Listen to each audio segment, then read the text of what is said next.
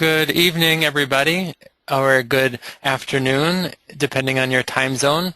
My name is Eddie Amin, and I am speaking to you today from the APA office in Washington, D.C. This webinar will last about 90 minutes or shorter, and in that period of time, we hope to give you a number of tips and tools to get through this very somewhat complex decision-making process about what school is going to provide you the right set of options that'll make sense when you're in grad school. I'm going to be sharing this presentation with a few other folks today, so you'll see us going back and forth. We received a number of questions from folks that have pre-registered for the workshop, and we'll attempt to do our best to answer many of them during the presentation and then take some at the end.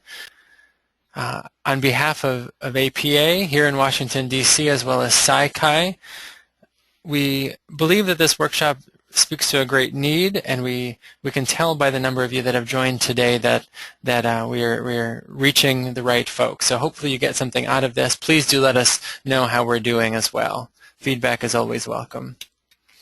So here's what we know from folks that have pre-registered. 262 of you had said, yes, I want to join tonight's webinar. And as far as where you're coming from, 12% have earned a bachelor's degree in 2013 or earlier. 15% of you have just graduated with your bachelor's this year, so congratulations to you. 45% in the room tonight are seniors, 23% juniors, and a small number of you are sophomores. We also asked you to tell us about where you wanted to go for graduate school in terms of degree and subfield. So of those answers that I was able to kind of break down, I found out that 68% were interested in a clinical, 48% were interested in a clinical doctoral program, 29% in a master's program, 7% were interested in an IO, also known as an industrial organizational program, 7% in counseling, which is my background, and 5% in a social field. Percentage is smaller than 5% were reported tonight.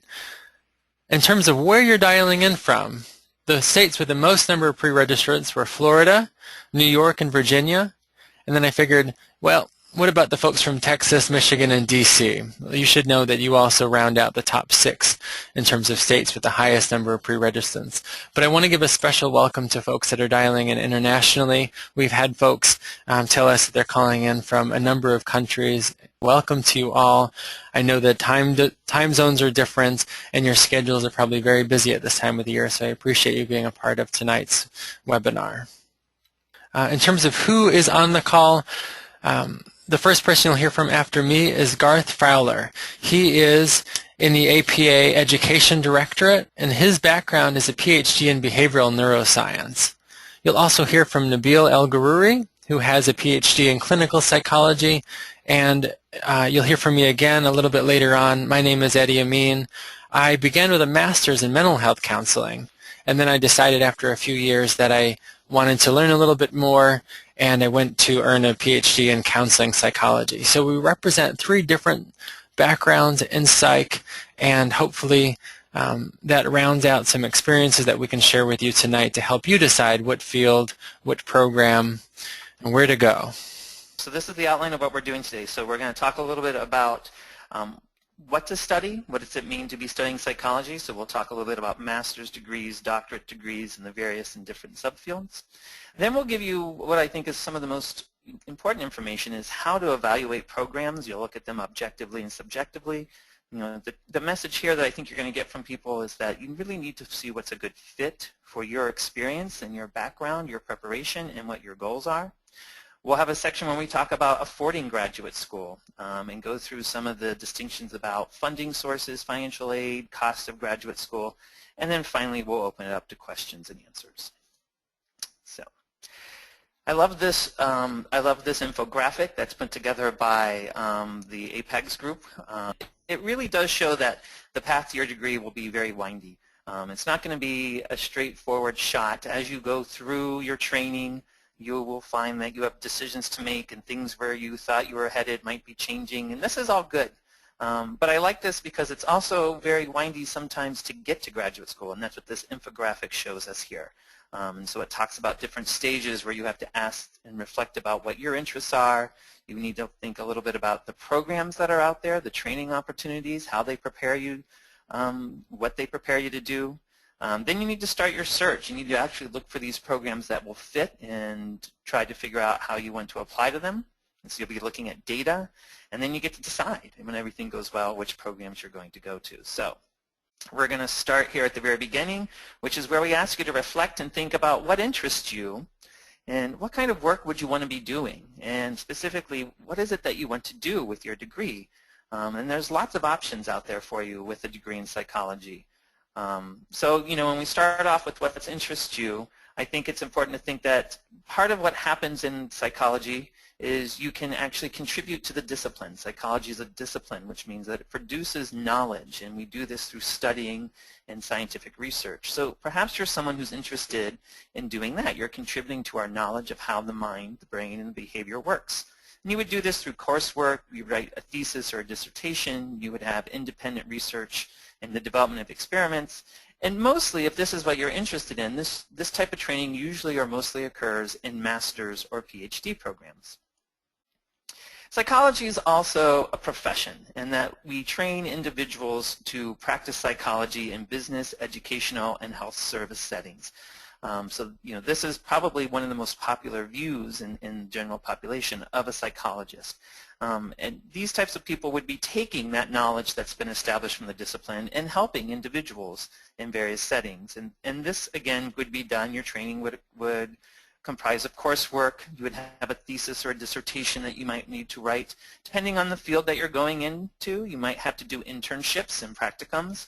And we find that this research or this preparation primarily is done at the master's level, and a lot of this occurs in a unique degree called the Psi D program, which we'll talk about a little bit later, the distinctions between PhD and Psi D. And then perhaps you're interested in doing both. And sometimes, or a lot of times, there are individuals that both produce knowledge and contribute to the discipline, but they're also practicing at the same time. And so it would be just like we talked about before. Your coursework and your training would take you through dissertations and research. You would have to do a combination of what we see up here. And this primarily happens in PhD programs. And more specifically, we see that the individuals usually graduate and want to do both practice and knowledge come from industrial organizational psychology, clinical counseling, and school psychology. So now that we've talked a little bit about the types of work that psychologists do and kind of big broad pictures that interest you, we should talk a little bit more about what type of field and what type of degree you would be studying and how that would match your interests. So this is just an infographics taken from the Department of Education showing the types of degrees that were awarded. And this, I think, is data from 2011 or 2010. But you can see that there were 22,000 master's degrees awarded in the field of psychology in that year. And there were approximately about 5,500 doctoral degrees. This included both Psi D and PhDs. So one thing you'll notice that the master's degree is a very popular degree in psychology, and already we saw that a lot of you, when you registered early, said you were interested in a master's degree. So let's talk a little bit about common master's degrees. And here we can see that there are common master's degrees in counseling psychology, school and educational psychology, clinical psychology, individuals who do industrial and organizational psychology, and master's psychology. So these are kind of the subfields that they find that they're training in. Different areas, slightly different, but they're all done at the master's level. And this is a figure that comes from a book that the APA publishes called Graduate Study in Psychology. And what this does is we survey a number of departments across the country, and we ask them, with your students who have master's degrees, what kind of work do they find after they graduate? And I like this figure a lot because it shows you really what master's degree students are prepared to do and the kind of work and the kind of settings that they find themselves in. One thing you'll notice is approximately a quarter of all students who graduate with master's degrees go on to more graduate education and training. So they might apply to a doctoral program, perhaps a PhD in psychology, or they might go to some other kind of professional training program. So they use their master's degree as a stepping stone, or maybe sometimes as a way to test, are they really interested in the field, and then before they commit themselves to doing more. Another large population, about a quarter of individuals with master's degrees, find themselves working in mental health setting or healthcare settings. So they'll be able to find work working at hospitals, doing healthcare, working at the state. We see that about 20% of individuals will go into school systems. Another 15% would find themselves in business settings in the government, or perhaps the government. I think this is where a lot of individuals with industrial organizational master's degrees go.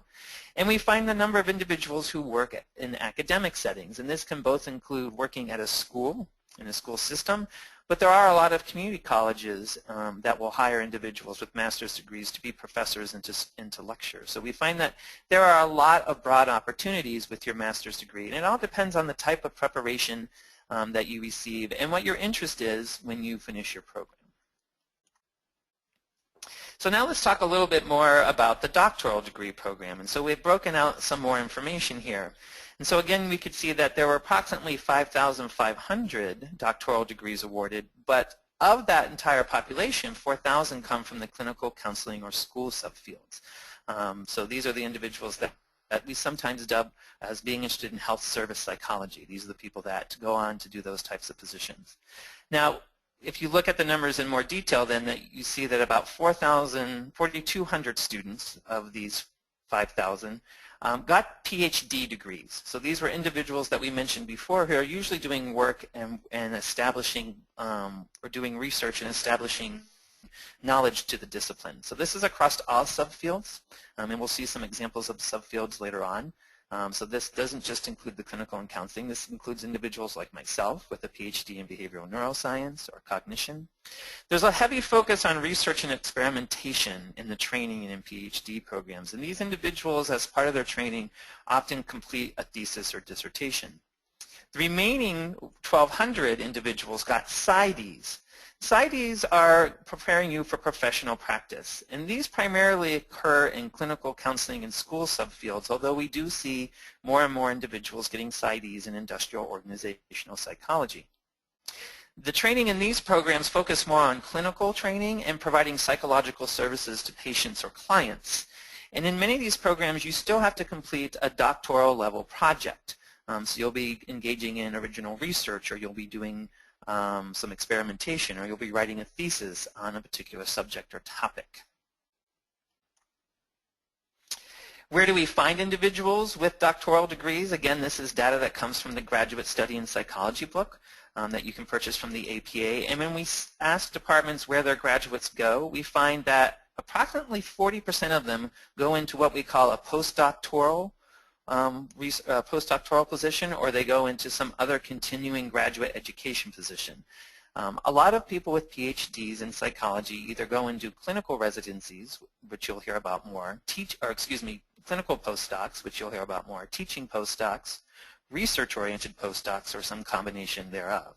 What that means is after their postdoc, they usually do a little more training before they actually become independent, and that means before they might become licensed, before they might become a professor.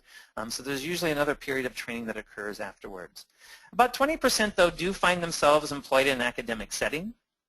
Another 15% would go right into mental health or counseling.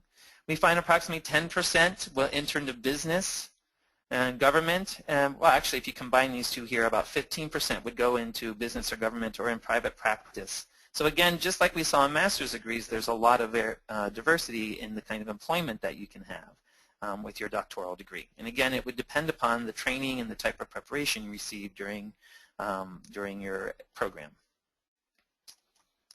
Here's some examples. Here's some examples of common doctoral degrees. This is just the ranked ordered list of from the Graduate Study in Psychology, and the most common degree we see at the doctoral level is in clinical psychology. These are the individuals that we like to say do bedside clinical work. They focus in psychopathology, mental health issues. There are individuals, the next common is counseling psychology. I like this. It's usually someone who has a strong skill set in helping to guide individuals. So counseling is very, I think it's a very apropos name. They focus on issues of diversity, well-being across the lifespan. School psychology, these are individuals who find themselves working with children inside of school systems. They do a lot of assessment and consultation or intervention. The fourth most popular doctoral degree is in cognitive sciences. So these are individuals who study cognition, how people think, memory and learning, the decision-making process. And then the fifth most common PhD is in developmental. And these are individuals who study or look at changes in growth across the lifespan. And now I will turn it over to Eddie, who is going to tell you about, now that you've thought more about your interests and what kind of things you would want to study while in graduate school in psychology, now you can look at how you're going to evaluate the programs and see that they match your interest.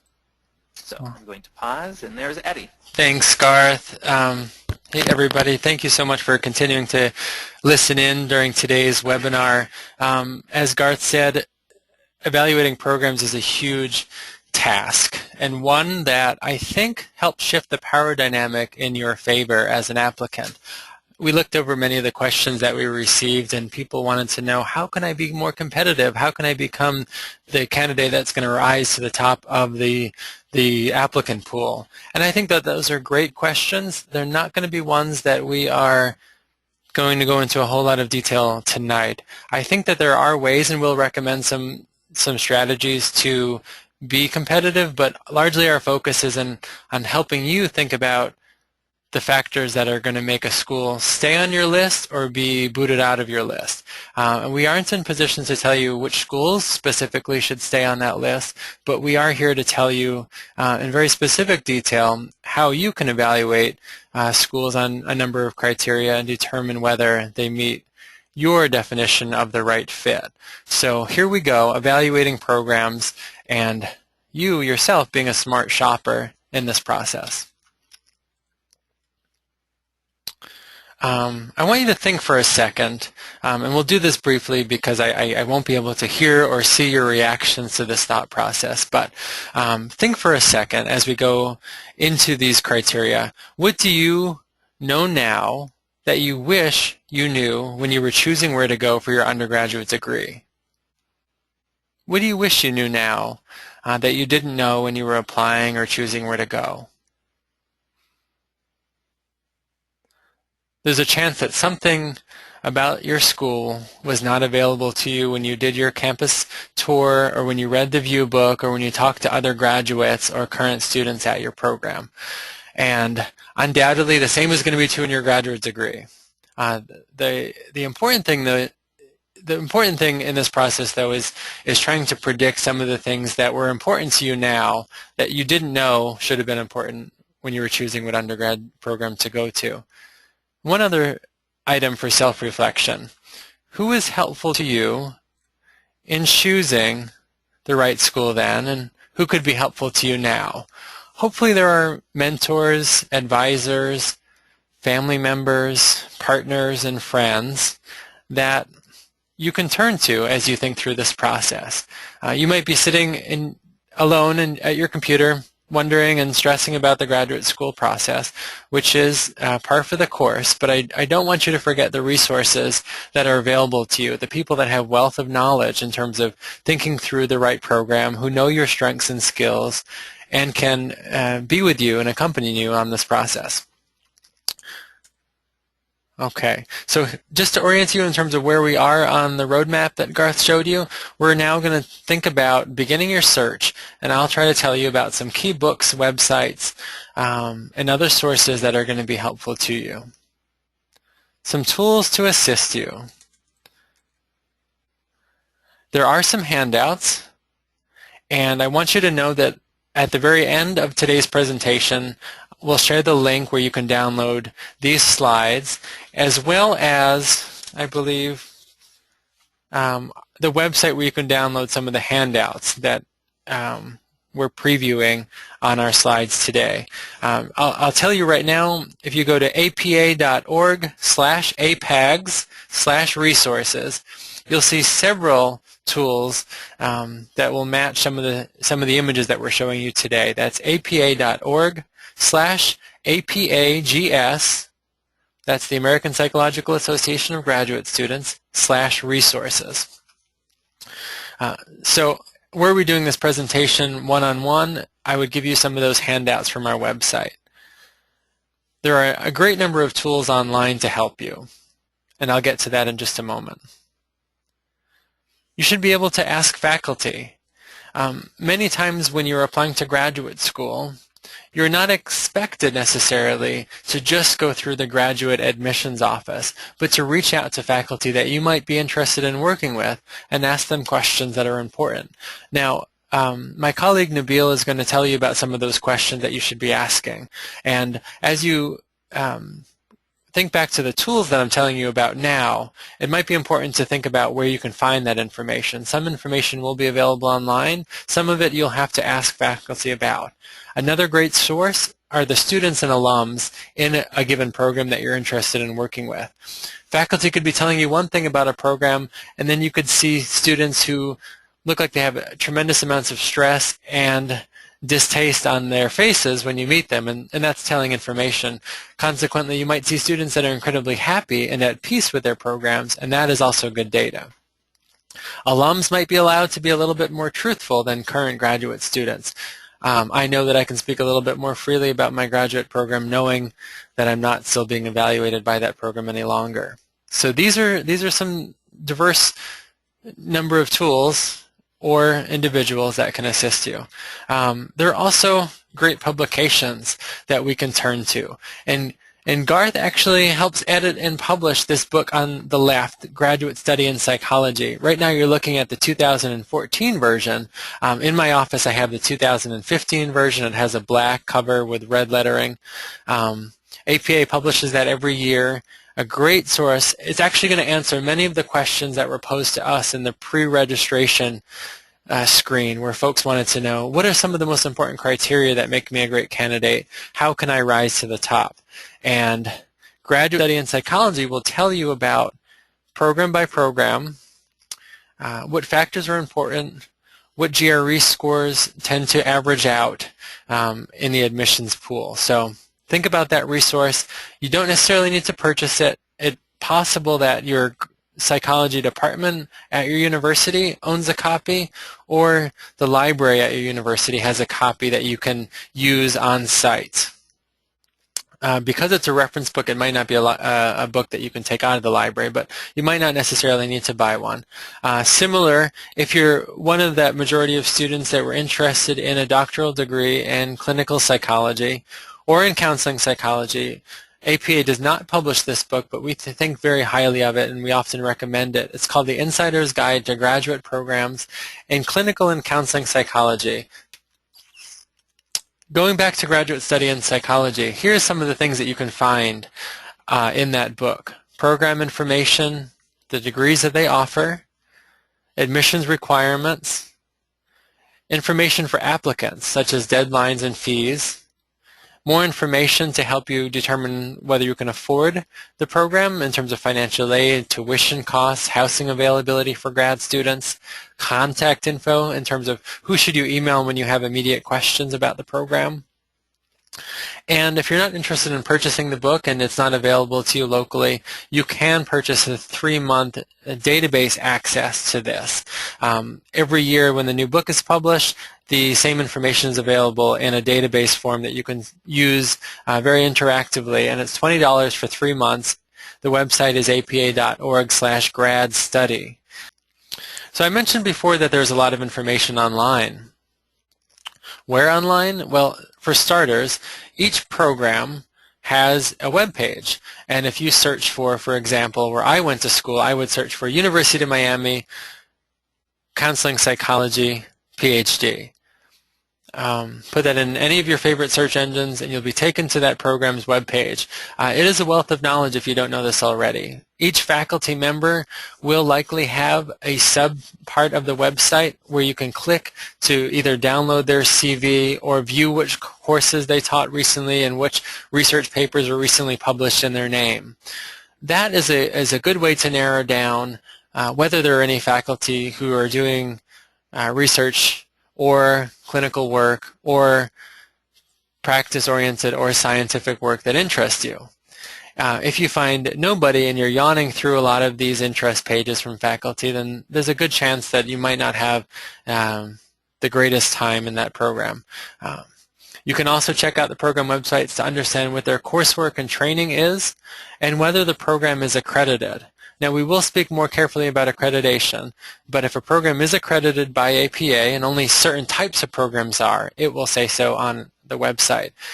The university's website itself will tell you if the university or institution has regional accreditation. APA, of course, recommends that at minimum you go to a regionally accredited institution, and if APA accreditation is applicable, that you go to an APA accredited graduate institution. If the program says it's accredited on its own website, you can go to the APA website to verify the accreditation status. Also, if you're thinking about a program that leads to licensure, so a master's degree in mental health counseling, a doctoral degree in clinical counseling or school psychology, those are the top 4 that come to mind for me.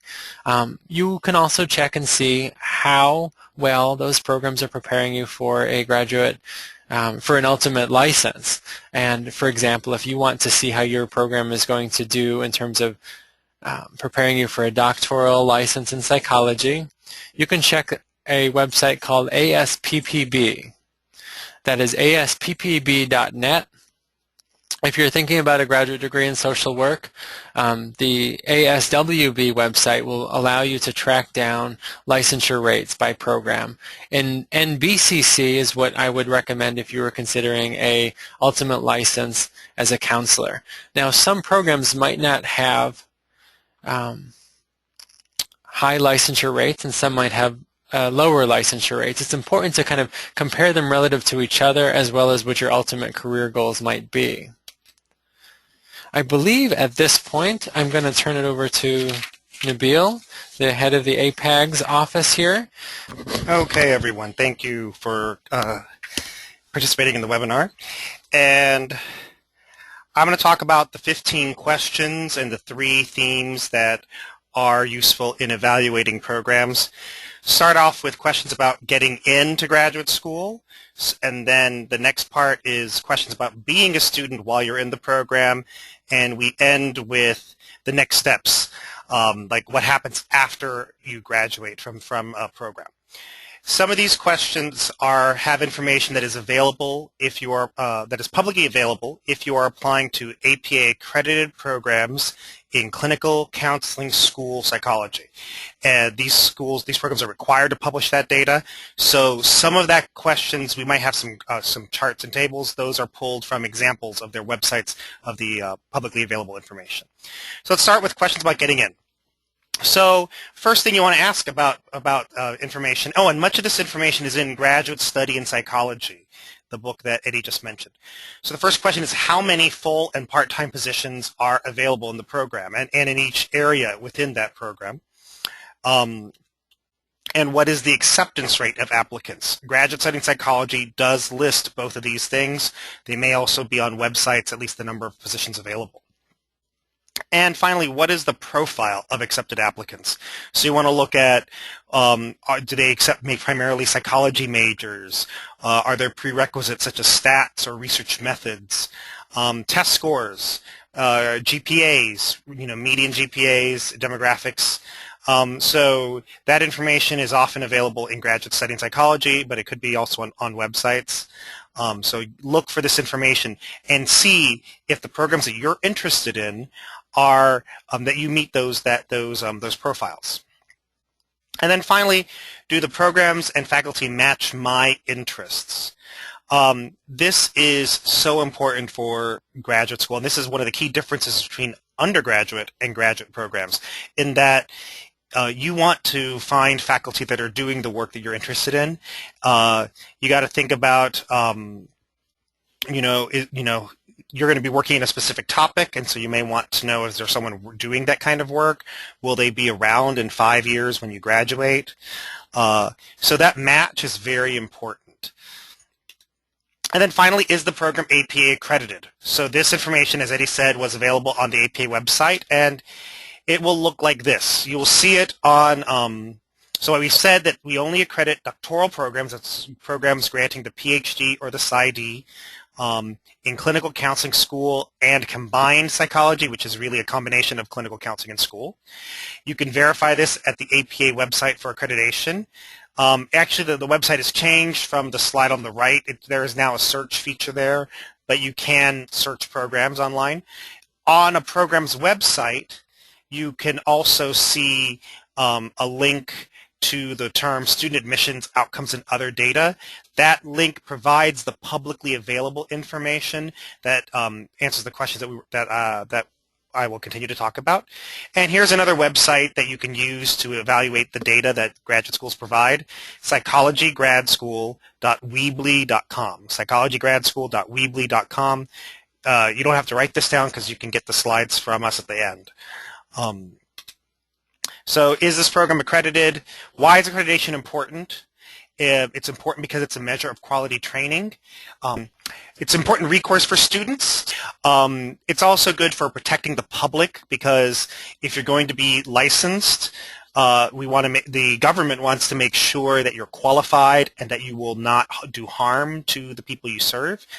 A number of states require accreditation at the doctoral level, at the doctoral program, and or the internship level for licensure, and so graduate from an accredited program, from an APA accredited program, is required for certain positions. The VA, the Veterans Administration, which is actually the largest employer of psychologists in the country, requires graduating from a doctoral program that is accredited. So other Department of Defense jobs and some hospitals and universities require graduating from an accredited position. So you want to be, if you're thinking about a doc program in clinical counseling at school, you will want to think about, is the program APA accredited? And you can also verify on the website if it's in the process of being accredited. All that information is publicly available.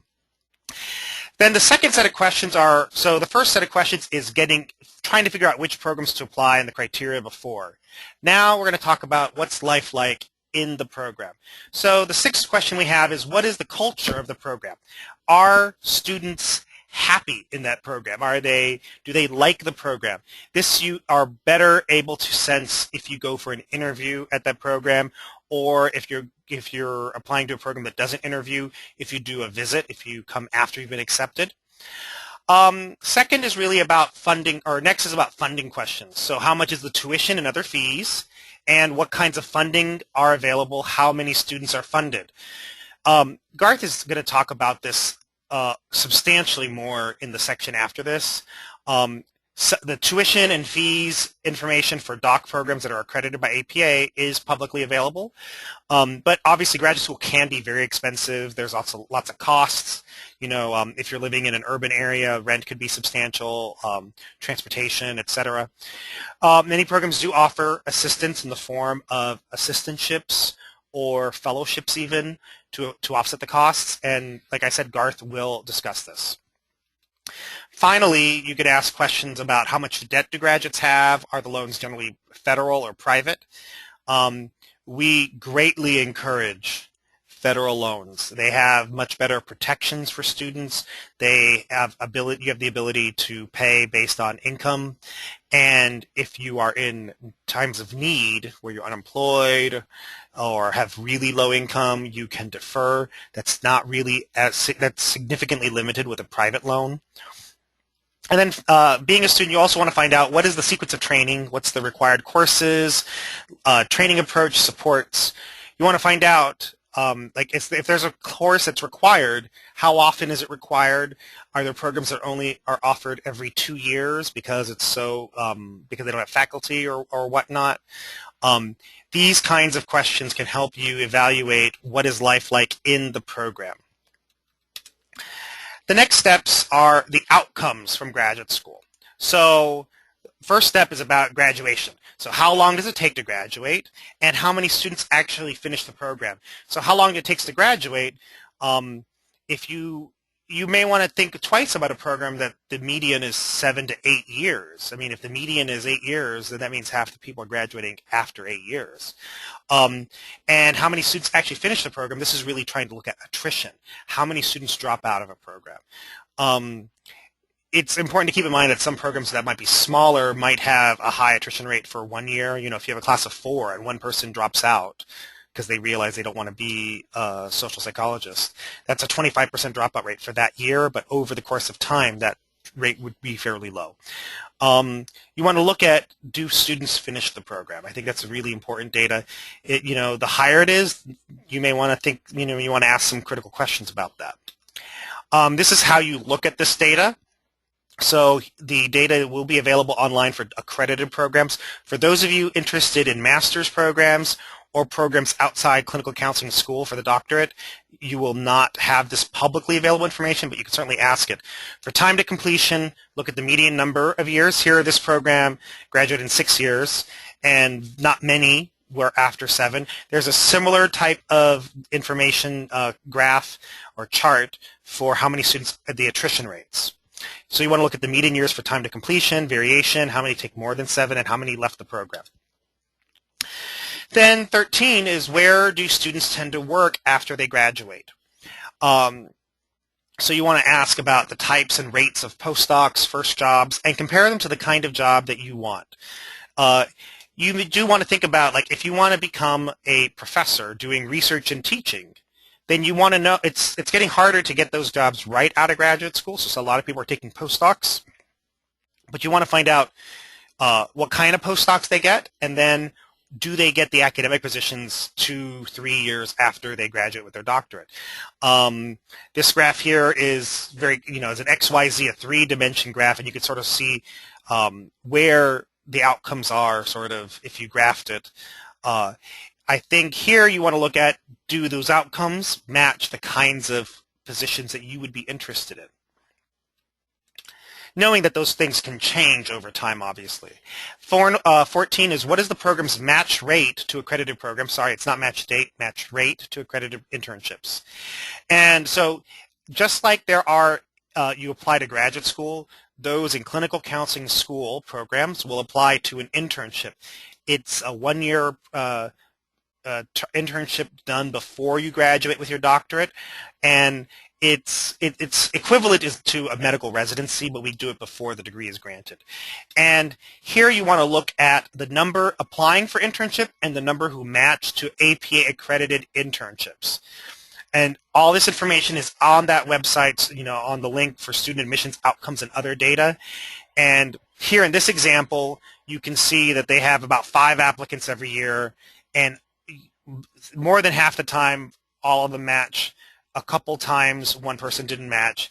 Their overall rate to APA accredited internships is the 3rd line down, and you can see that compared to other types of internships. So you want to look at that kind of information, and I think you'll see that the numbers do vary. Higher match rates to accredited internships is better. That means they're having more success with getting into accredited internships. And you can look up programs by their match rate at the APIC site. APIC is the Association of Psychology Postdoctoral and Internship Centers. They organize the internship match for psychologists, and their website is listed here. And then the final question is, what percentage of graduate students get licensed? And what percentage pass the exam? So pass the licensure exam. So there is one graph that's available for the accredited programs, and that is the licensure rate. So you can see how many students get licensed, and this can vary. So if you are interested in a program that is intending to prepare people to be academics, they may not want, or they may not need to get licensed to pursue a career in research. So they may have a lower match rate, and that's reasonable. If you are looking at a program that is intending to prepare people to practice psychology, then that licensure rate is more important. You could also get another way of getting this data is by looking at the pass rate on the examination for the EPPP, the Examination of Professional Practice in Psychology, and that is the national licensure exam. And you can find those pass rates by program at asppp.net at that long link there. But if you look on the ASPPB website, you can find this information, and you can also get this later. But these questions are meant to give you the information that you need to evaluate programs. So our goal is to sort of get you to ask these questions of programs. For those of you interested in non-accredited in programs in not in clinical counseling school or master's programs, you will have to ask a lot of questions to get answers to this data. But we think it will be really helpful for you. Now, here I'm going to pass the torch off to Garth for affording graduate school.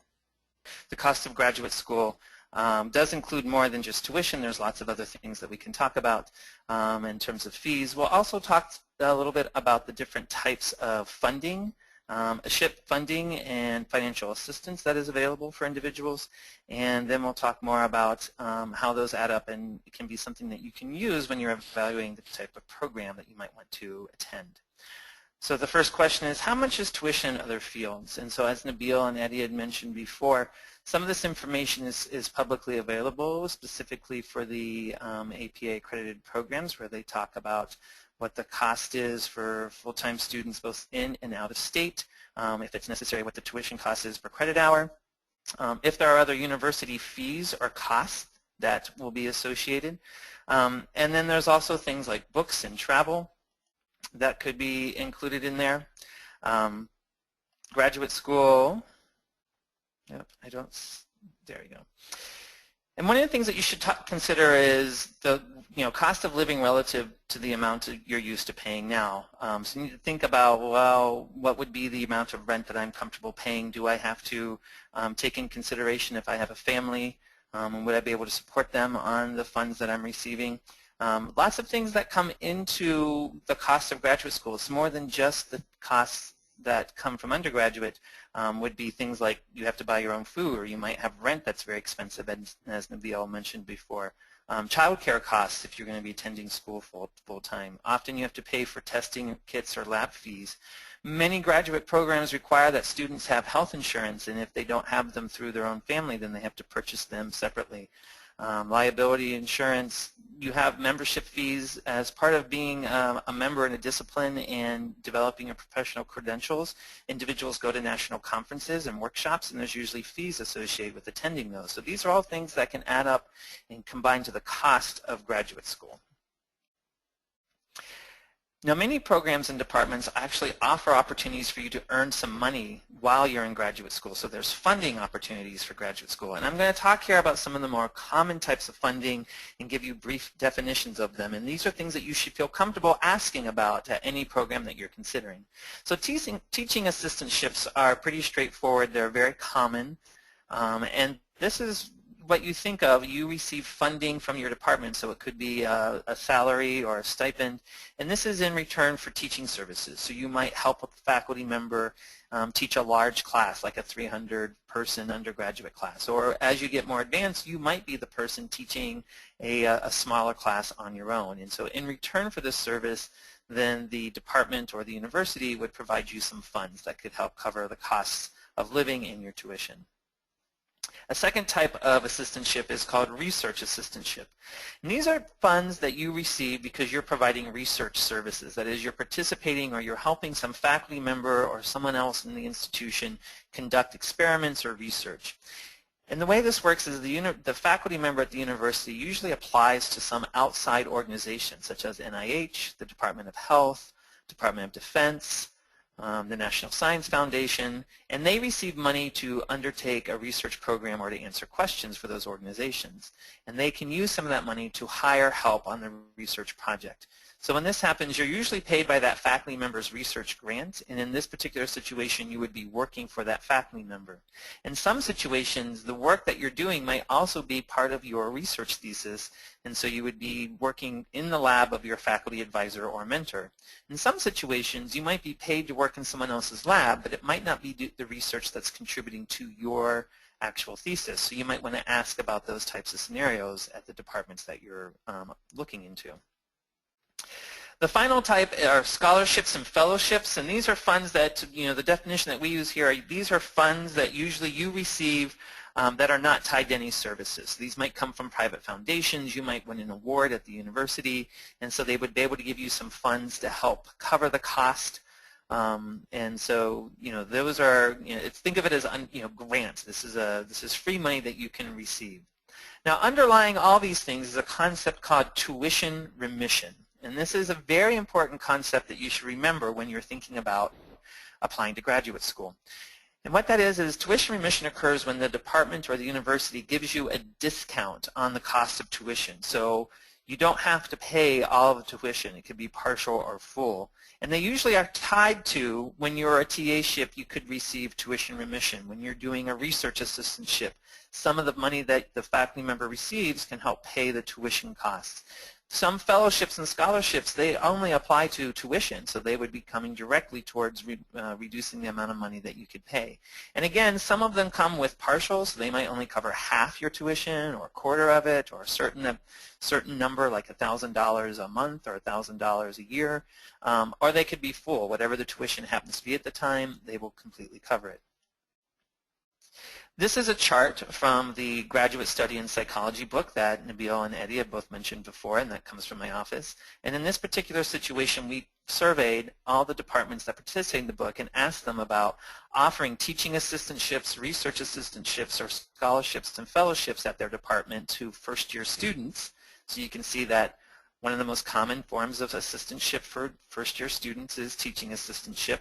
We asked them what the median stipend was, so this was how much money did that person receive per academic year for doing that work. And then we asked how many of departments that reported did the teaching assistantship come with full remissions. You can see almost half of them said that when they provide a teaching assistantship for a student, not only do they get the $12,000, but they don't have to worry about paying tuition, they get full tuition remission. And you can see the similar numbers for doing a research fellowship, usually a little bit higher. It's about the same number of programs that offer tuition remission. And scholarship and fellowships, not as high, not as common because they could come from outside resources. The funding is about the same, but they often don't come with tuition remission, so they're lower. So these would be important questions that you would want to ask. You want to ask about what types of funding students receive, a variation across all these. Are they able to get them just their first year and throughout the entire year of the program? So actually that's just the questions that I told you want to ask about then. You want to say what kind of funding is available at the department, how many students are funded, so what percentage of students get that type of funding in their first year, their second year, their third year. How are they typically funded? They receive tuition waivers, or is that tuition remission, and what's the value of the stipend there? How do they determine who gets these assistantships, researchships, and fellowships? That's an important process that you'd want to know.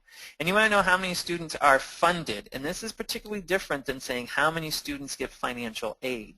They might want to tell you how many students are receiving financial aid, meaning they get loans and awards. But your first question is how much of it is funded through those assistantships that we talked about, where you don't have to borrow money in return, and there's no expectation of paying it back. You're paying it back through the service that you're providing by teaching or doing research. So with these two pieces of information, you can actually start to determine, will I have any debt associated with my graduate education? And so I tell students that they can think of debt in a fairly simple equation like this. The amount of debt that would be related to your graduate education is how much financial assistance you're able to receive, so those funding sources, the TA-ships, the RA-ships, the research-ships, whether or not you get tuition remission, and then you subtract from that the cost of tuition and fees and all those other cost of livings that you're going to have, renting your apartment, paying for your insurance, insuring your car, or paying for transportation. And so this is a good way for you to also kind of do some assessment about the cost of applying to graduate school. So you might want to ask students, ask the program, well, after it's all said and done, how many students end up taking out loans to complete your program? So in other words, how many does this equation not balance itself out? How much debt do students have upon graduation? And you'd want to ask, exactly as Nabil had pointed out earlier, you want to know what kind of students do get loans. I mean, we really do advocate federal over private, but there's those options that students can put together. This is a chart that comes from the APA, and it's a doctoral survey that they did a number of years ago showing the number or the percentage of doctoral degree candidates, so these are PhDs or PsyDs, and how much debt they have. And so you could see that a lot of students had no debt. 32% had no debt. And then as we go around the circle, you can see that the amount of debt usually stays around 10% in different categories up until we see that 21% of students had well over $100,000 in debt. So there's a wide variety in the debt that students would assume at the doctoral level when they are when they're going through graduate school. It's the same basically for master's students. There's a wide variety of debt. Actually, it's sometimes a little harder to find some of those researchships and assistantships at the master's program level. They are out there, and you would need to ask specifically about those. This is a chart that also shows you the amount of debt for the different fields at the doctoral level. And so you can see there's also a wide variety of the median, for those who have debt, the median amount of debt that they acquire through graduate studies. So this is only for debt that's accrued during their graduate education. So remember, if you have debt from your undergraduate education, you're going to be adding this on top of it. And we see that the highest debt comes from those individuals studying clinical, child clinical neuropsychology, counseling psychology, and the least or the smallest amount of debt when they do have debt comes from those programs in cognitive sciences, behavioral neurosciences, or biopsychology, even in the educational and school programs. So there's a wide variety of debt.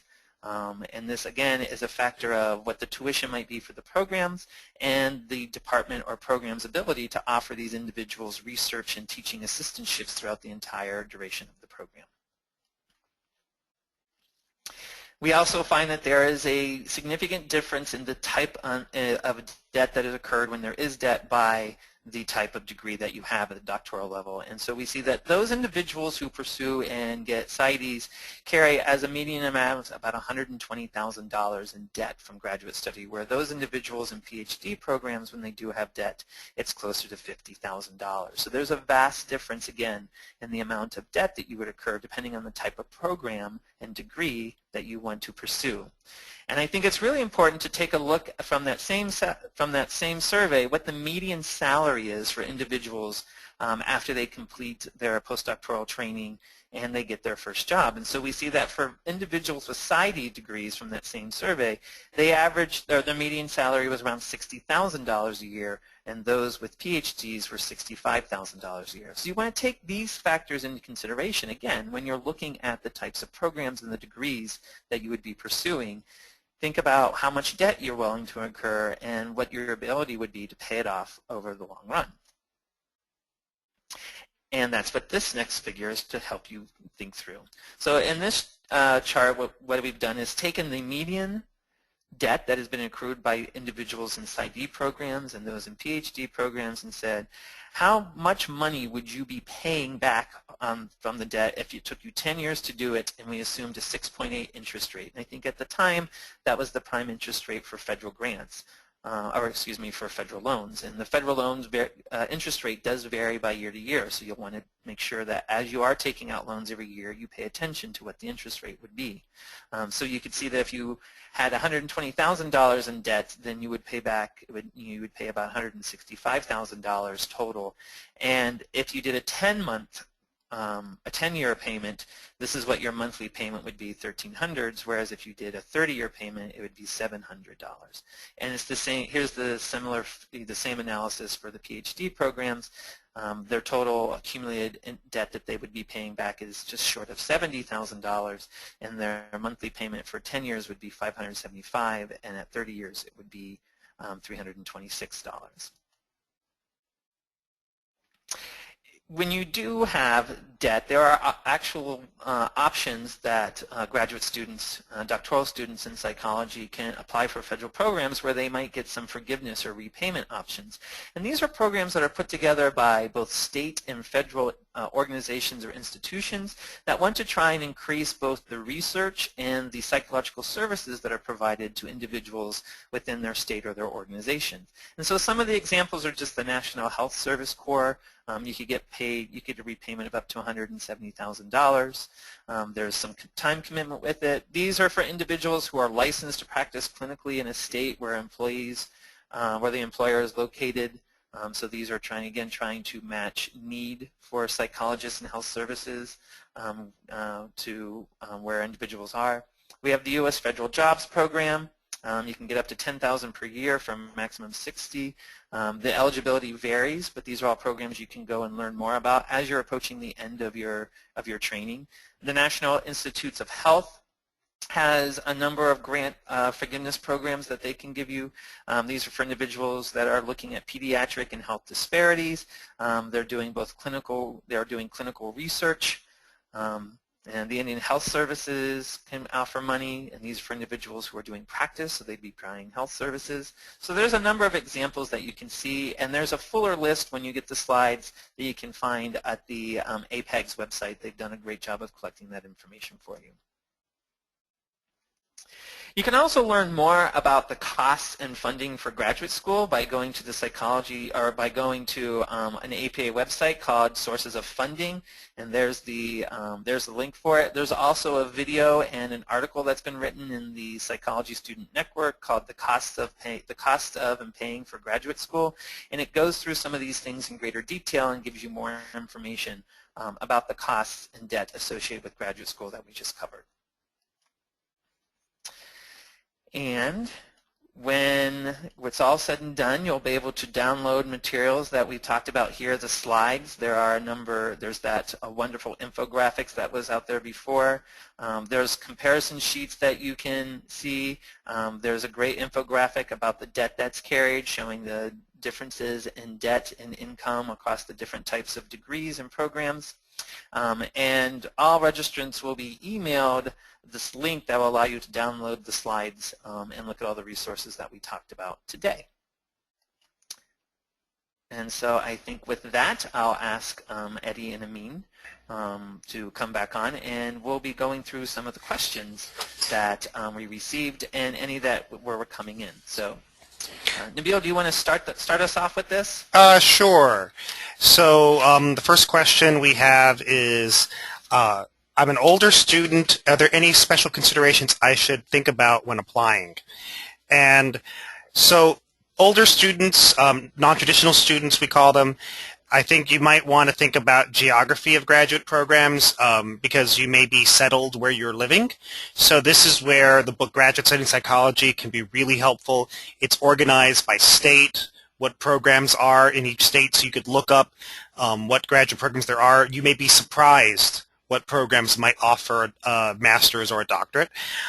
Funding, I think, is a big question because if you have a family, if you have kids, life on a graduate student stipend is pretty tough. So you may want to think about that. And then I would ask questions of the program about how could they support you while you are getting your degree. It might be helpful to know do they have other students who are retraining as well, or have they had students older than 30 or whatever age range. I can tell you right now that students are able to get their degrees mid-career or even late career. I just met a psychologist who got her degree at 70. So it is possible to get your degree later on in life. So I do want to encourage those of you who are interested in it to pursue it. Garth, why don't you take the next question? Sure. Can you read it out? I don't seem to have them. So the next question is, I have a family to support, can't travel. Any suggestion for ideas for applying and interviewing for graduate school? I think it's very similar to the conversation we just had. Most graduate programs will require some form of residency, that you'll have to be on site, you have to be participating in live courses. So you're going to have to balance that and ask the program questions about those things. We do carry information in the Graduate Studying Psychology book if the campus has child care facilities and family support facilities. So that might be a question that you'd want to ask. So those are the considerations that you'd want to think about. It's very hard to you have to balance that out with what kind of demands it would put on you and your family. How much time could you spend away, and how long you might want to take to do your degree. Perhaps that's something you could draw out over a longer time if this is something you want to do, and it would have would lessen the impact on your family in that situation. Okay, I will answer the question, what can you do with a master's degree in clinical psychology without a doctorate, without a PhD or a PsyD? So career options for those with a master's degree in clinical, and frankly for pretty much any of the master's programs. You can do jobs in research. You could, many many professors and research scientists have project managers that manage their grants and manage their projects. So there's opportunities for that in research. If you are in clinical, like this person was asking, there's a possibility of getting licensed. If you have done supervised hours, you might be eligible for the licensed professional counselor practice degree or license at the state level, and that would require 2 years of practice, supervised practice after your master's degree, but it is certainly an option. You'd want to investigate that in your state. And then there's the types of careers that you might be eligible if you had a liberal arts degree, but you would, because of your having a master's, you might have a better chance. So program managers, program development, lots of nonprofits have ongoing programs. The American Psychological Association has lots of folks with master's degrees who run committees and run offices. So there are a variety of places that you could work with a master's degree in clinical psych or in other types of or other master's degrees. Garth, the next question we have is, should I get a master's degree first? Should I apply to a master's program first? Now, that's a very good question, and I think there's a number of things to consider here. I think individuals apply to master's programs for various reasons. One is they want to kind of dip their toe in the water. Do they really want to go into this field? Is this something that they want to spend a longer time studying at the doctoral degree? So getting a master's degree is a great opportunity to say, is this really what I want to do for the next 5 or 6 years of my life, including postdoc experience, depending on the field that you're in. Other individuals will go get a master's degree because they want to increase their academic credentials. They might feel that they're not as competitive for the doctoral degree that they want, and so by applying to a master's program, they can increase their GPA, they can get some really necessary needed research experience, and they can make their credentials match better what they the credentials of the incoming students and the programs that they're interested in. So it really depends on how your self-assessment is, what you're really looking for, and what you'd want to do with the master's degree. I don't think it's absolutely necessary to go to master's school before a doctoral program. Many people just go straight through. It's just what works best for you. So the next question I'll answer is, should I get work experience first before applying to graduate school? So I think this can really help you if you didn't have a chance to get some of the experiences that you need to apply to graduate school, particularly if you didn't have research experience. So you could get a job potentially working full-time or part-time with a bachelor's degree doing research. In DC, the National Institute of Health has lots of opportunities. They need people to run their studies, and they have lots of opportunities for research there. And most major research universities will have opportunities at the post-baccalaureate level. Also, if you get a job, you could get a job potentially doing some kind of clinical type of work. For example, my area of interest was autism when I was applying to grad school. Actually, it still is. And right now, there's lots of jobs doing applied behavior analysis, being a therapist in schools, and that would be a great option if you want to get some more clinical experience and dip your toes in the water. See, do you like to do this full time? Would you like to do some more program management? Managing cases in applied behavior analysis. That's a kind of job you could get. There are jobs with day treatment programs. So there are different types of jobs like that. I think you want to find a job that uses your experience and can prepare you for graduate school if you're thinking about that. So the best would be the most applied. Getting a job that is not using your psychology degree might not really help you in the process of applying to graduate school.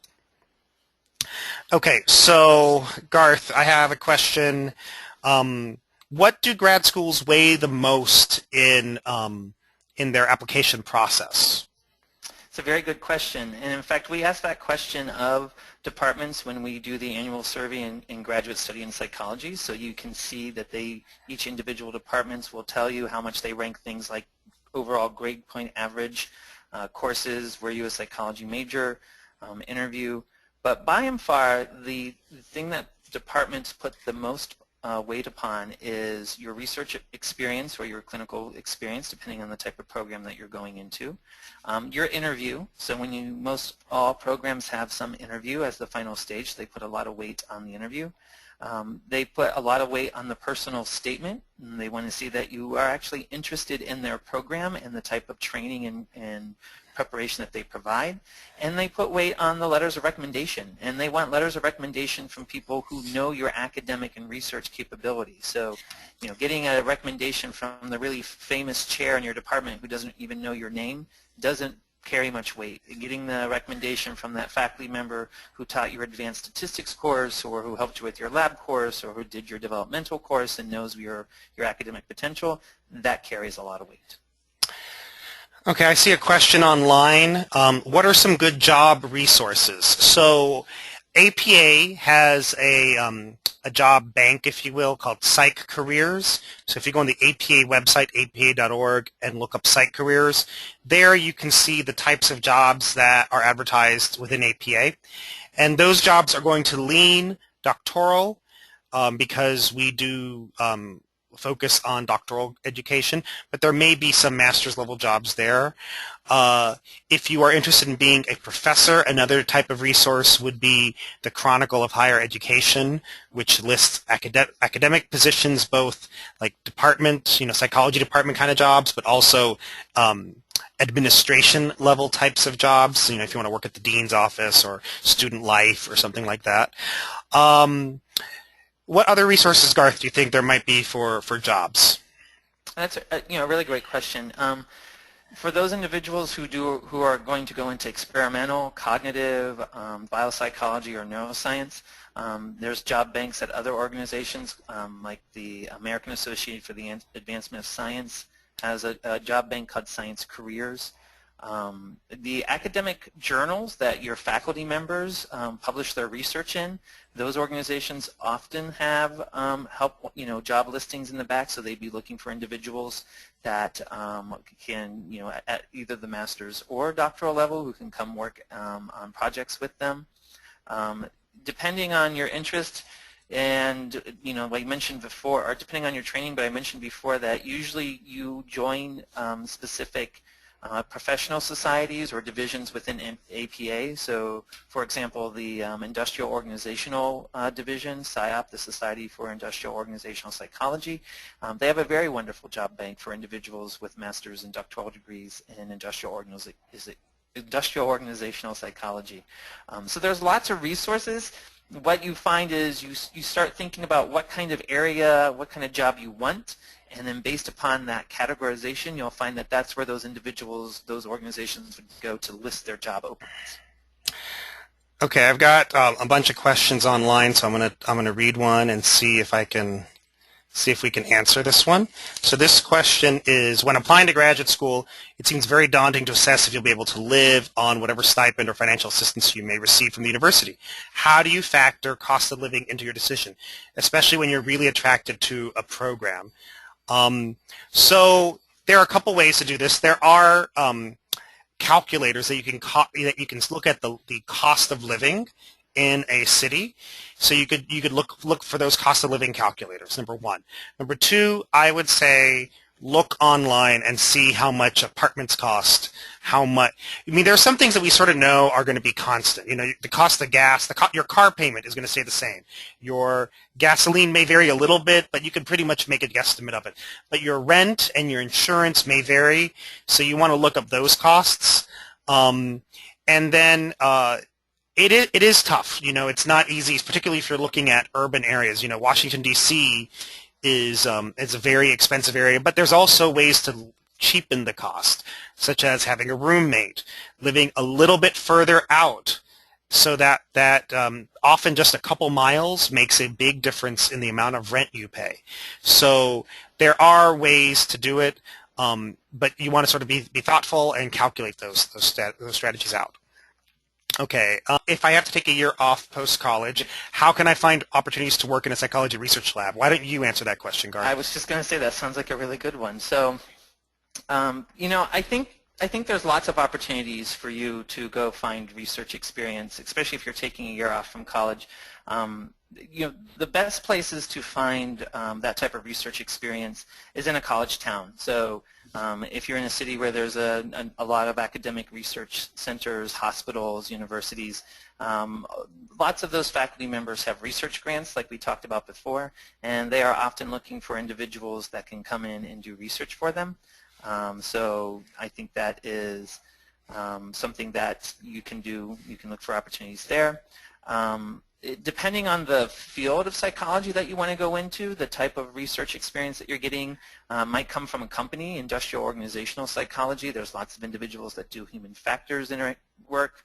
You know, how so like a company would study how individuals interact with computers or with cars and in interfaces and things like that, and working with them could be a really great opportunity. If you're interested in kind of the human interactions and business aspects of industrial organizational psychology, doing some research or working with an organization at a company. They often do a lot of their own studies of how employees are satisfied with their work environment, with the benefits that are being offered and things like that. And I think the last thing you can look at are the large national labs. So if you happen to live in an area or near an area where there's a VA hospital, a Department of Energy, some of the military branches have research centers, and you can go get research experience in those places also. I think what it really boils down to again is thinking very strategically about the type of training and program that you want to have as a graduate student, and making sure that the experience that you find before you go matches it as closely as it can. I got a question from Karen. Can you talk about the pre-doc and post-doc internship externship experience for clinical doctoral psychology students? So I can answer that question. So in your doc program, most programs will provide you with opportunities for practicum, is what they're called typically, or externships. And these are typically 2, maybe 3 day a week experiences where you might go to a local hospital, a local VA clinic, or a community mental health center and do supervised applied work. So a typical day might be seeing some patients for assessment or therapy, getting supervision, maybe case conference where you'll discuss cases with psychologists and other externs there. Those are usually organized by your program, or in some big cities there may be a competitive application process within the city. I know in DC, universities like Catholic, American, George Washington, University of Maryland, they sort of all apply for and compete in the same types of sites like Children's National Hospital in DC, the DC VA, other places like that. The internship is a 1-year internship. It is a big step. There's a whole process for applying online. There's a whole organized system for that. If you get to that point, you'll be working with APIC, the Association for Psychology Postdoctoral and Internship Centers. They have a website where you'll do your search and identify internship sites. And then the deadlines are actually this month right now. November 1 through 30th are the deadlines. And then interviews occur typically late December through the month of January, and then there's a match system very similar to the residency match system that occurs in mid-February. That is a competitive process. There aren't enough internships for all the students who want an accredited internship, so that's why we encourage looking at the match rate to APA accredited internships when you're applying to graduate school. I think it's really important to look at that match rate and see what are you getting into. So, Garth, have you been looking at some of the questions? Yes, I have a question here that I think is really good and would like to answer. It's, when do you apply for these teaching research assistantships and fellowships? Are you applying for them when you apply to the program, to graduate school itself, or do you have to do that after you've been accepted? And the answer is both. So in some regards, when you're applying to the graduate program, you would want to ask about the types of research assistantships and teaching assistantships they give to first-year students and how they go about giving them. So they might tell you that in addition to getting in, you might have to actually submit a separate application to the fellowship or the teaching assistantship program. Some of them just say, as a condition of being accepted, we have that spot for you. So while applying to graduate school, that might be one of the factors that they're considering is, do they feel that you are someone that would fit well with the research project and things like that. Some instances, some of the fellowships and some research assistantships you will apply to after you've been in school for a couple years. So two good examples of those are for second-year students in graduate school can apply to the National Science Foundation for a training grant, and this would be a research assistantship that comes directly to you. So you would work with your research advisor and you'd put together a proposal and you submit it to the National Science Foundation. The university would support you, or they should support you, so that would be a question you want to ask, is if you were interested, what kind of support do they give you for applying? And then you would receive that money and it would probably come and help you through your third or fourth and fifth year of research. Another example is the National Institutes of Health does a very similar program. They're called NRSA awards, but they're set aside for graduate students. So it really does vary, and that's one of the reasons why before you are looking at programs and you start selecting which ones would be your top picks, you ask those types of questions so that you understand how to be prepared and what kind of environment you're moving into. So the question I have is there anything a non-traditional student can do to tip the scale in their favor as far as being accepted in their program of choice, assuming funding and geography are not an issue? If funding and geography are not an issue, then you're in a real good shape. You're actually in the same position that a student who's graduating at 22 is in.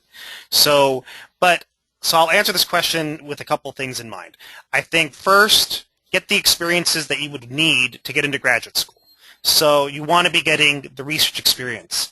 You want to be getting the clinical experience, and you want to be getting, if you can be a TA or something like that, but really get the experiences that you need to apply to graduate school.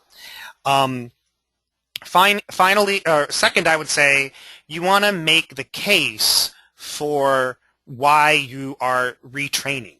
So if you have transferable skills, or if you have some questions that made you shift, for example, let's say you were a lawyer and you were a guardian ad litem and realized you were really very interested in working with children who had been abused, and then you realize that's what you wanted to do, then you could talk about your work experience and how that influenced your decision to change careers. If that isn't the case, then you could talk about transferable skills. Management skills, project management skills are very helpful in research.